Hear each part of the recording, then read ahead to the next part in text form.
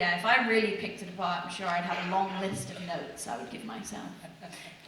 But I guess I just have to accept what I did for that moment. But thank you for your question.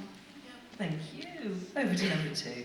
Hi, I'm Jess, and I was wondering, what is your personal favourite food or drink that has appeared in the films? Oh, okay.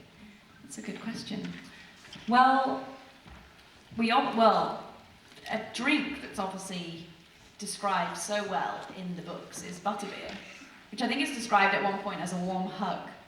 And we were all so upset that we never actually got to have real butterbeer, obviously because it's a fictional drink. But now they've created actual butterbeer on, in the theme parks and all these different places. So it was quite strange and quite funny when we all went to the opening of the theme park, and they were actually we have designed and made this, butterbeer drink that I think in the film they just kind of fake whisked up like a drink to look like a sort of top of a beer, but obviously it wasn't beer because we were kids. So I love the idea of the butterbeer, just how it's described in the film as this warm hug, and it was really quite strange when we actually got to try it after we'd finished the film in this kind of fake theme park world. So that's something I love. Was it fruity? What was it like? It was like the most sugary drink you've ever had. It's kind of caramelly, kind of creamy. You can get it frozen, you can get it hot, you can get it as ice cream, all the different flavors. I also love the concept of Bertie Bott's every flavored beans and how when they made those for people to actually buy, they actually made them bad flavors. Because you could get bogey flavored. I thought that was pretty cool that they actually committed to bad flavors for a product that they sold. So yeah, interesting question. Thank you. Thank you. Up to number 4.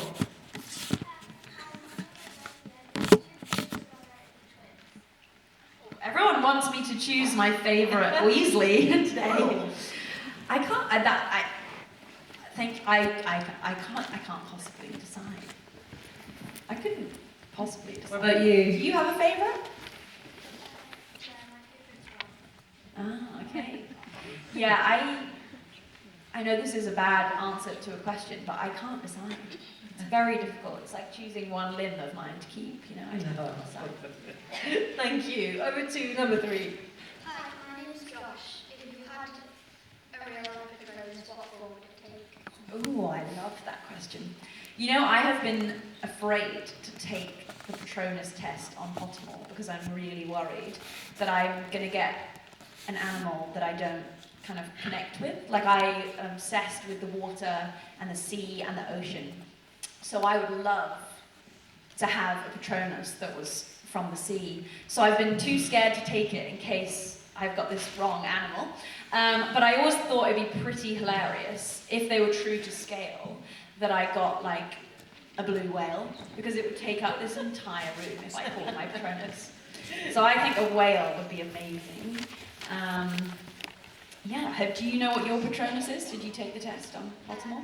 No, but I would want it to be a dog because it's my favourite animal. That is a good one. Definitely protect you and be by your side. Yeah, I'll have to do it. Maybe I'll finally bring myself to take the test on Pottermore. And you'll find out on Facebook or Twitter or whatever you do. That's lovely. To number 1, please. Hi, my name's Olivia, and there's a heart going up on set because she started so young, almost lose Latin. Yeah, that's a good question. It was pretty challenging. Like I said, I didn't really know anything that was happening, and as Ginny's role developed and got bigger and bigger, that we all didn't know. The books were still coming out when we were making the films, so we really didn't know the fate of our character. So even though I was excited when Ginny's role was developing in the books, I was also kind of nervous because I was suddenly stepping into this important role, especially when she became in this relationship with Harry. So I was really quite nervous to do those scenes and to portray a character that everyone loves. So there's definitely moments like that, or sometimes when there were big scenes and really intense things were happening. I remember there was a scene in Deathly Hallows Part 2 where we're all in the courtyard in the middle of the sort of battle of Hogwarts, and we think for a moment that Harry is dead and Hagrid's holding his limp body in his hands, and I sort of run forward and scream, and then Ray Fiennes, who plays Lord Voldemort, has this kind of moment right by me, and I was so nervous for that scene because A, he's an incredible actor, and I was quite scared to be acting alongside, the most evil character in Harry Potter, and also just how big it was. There were like so many people in that scene, and it was always quite nerve-wracking when there was a lot of people and maybe you had this moment to perform. So yeah, there were definitely a lot of moments where I just have to kind of go for it and throw myself into it. Thank you for that. Thank you. There's no pressure as everyone's all eyes on you. Oh no, again. Take 25, no pressure. That could actually demolish your growing confidence, couldn't it, at that stage?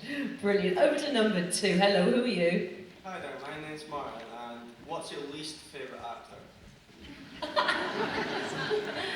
Oh, that's my least General or- favourite actor, like in Harry Potter or? In Harry Potter. Oh. How the least favourite? I guess there were definitely people to be feared. I mean, as I just explained, like I was pretty terrified to do that scene with Ralph Fiennes, who was playing Lord Voldemort, or He Who Must Not Be Named. And so he wasn't my least favourite, that's maybe not the right words, but I was definitely the most terrified to perform alongside him. And so a lot of the actors were so into their, especially the sort of more evil kind of characters, was so in character. So that kind of method acting, especially when we were even younger, I was like, I didn't know what that was. So them being scary all the time, outside of action and cut, was quite scary. So I was sometimes genuinely quite scared of some actors, whether that was Ralph Fiennes or Alan Rickman, who played Snape, was so brilliant and he really stayed in character. So sometimes it would be really scary when you were, 11 years old, seeing him. He kind of like literally run away, which was great because he created then the real feeling that we should all have with that character.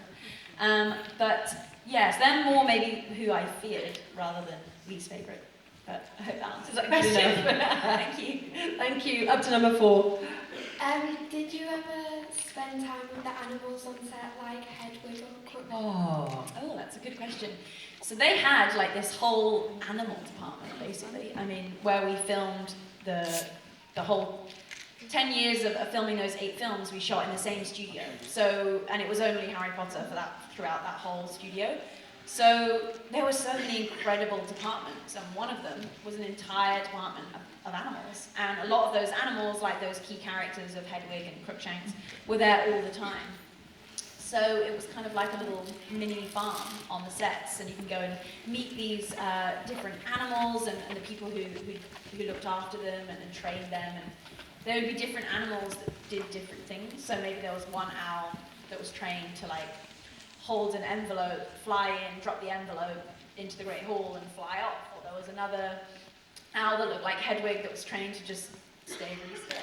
Or different things, so that there were all these kind of his own body double. Yeah, and owls I think are so, I don't know, they're such a like mystical, unusual animal that you're like fortunate enough to see in the wild. So seeing them all together in this kind of animal area was kind of really special, and all the animals they had were all quite unusual type animals. So that was definitely unusual. And I'll tell you another department that, whilst they weren't living and breathing, we had a whole department called the Creatures Department. So they were the ones who, the department that actually built and made all of the more magical creatures you see. So Dobby, a Thestral, Buckbeak, all those characters that are kind of, magical and not real. So they were amazing, the craftsmanship that went into the creation of those animals, like painting on beautiful like skin texture onto like an animatronic like moving Dobby, and all these amazing characters. You could go, if you had like a spare hour or two, you could just kind of walk down to that department and go see what they were building at that time and sort of ask how they made them.